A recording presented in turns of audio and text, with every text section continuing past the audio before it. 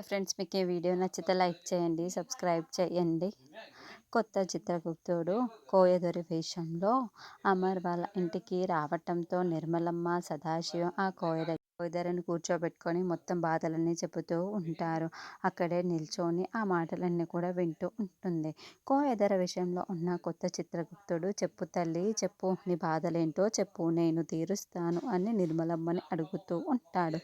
అన్నీ మా అత్తయ్యే చెబితే మీరేం చెబుతారు అని ఆరు ఆ కోయదొరని ప్రశ్నిస్తూ ఉంటుంది. అప్పుడే ఆ చిత్రగుప్తుడు చెబుతాను, నేను చెప్పవలసినవి నేనే చెబుతాను అని చెప్పటంతో, అంటే నా మాటలు ఈ కోయదొరకి వినిపిస్తున్నాయా అని ఆరు టెన్షన్ పడుతూ షాకింగ్గా చూస్తూ ఉంటుంది. అప్పుడు నిర్మలమ్మ, అంటే నా కోడలు ఇక్కడే ఉందా అని ప్రశ్నిస్తూ ఉంటే, అవును తల్లి ఇక్కడే ఉన్నది అని ఆరు ఉన్న వైపు ఆ చిత్రగుప్తుడు చూపిస్తూ ఉంటాడు. ఎక్కడ ఎక్కడ అని నిర్మలమ్మ సదాశివం చుట్టూ చూసుకుంటూ ఉంటే ఆరు టెన్షన్ పడుతూ ఉంటుంది. తర్వాత కోయదర వేషంలో ఉన్న ఆ చిత్రగుప్తుడు కారు దగ్గరికి వస్తాడు.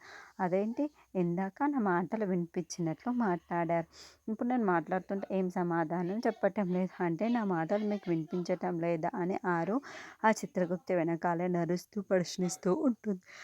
నేను మీకు ఎలా కనిపిస్తున్నానో నాకు తెలియాలి చెప్పండి అని ఆరు ప్రశ్నిస్తూ ఉంటే, కారణం చెప్పకూడదు అని కోయదర చెబుతాడు.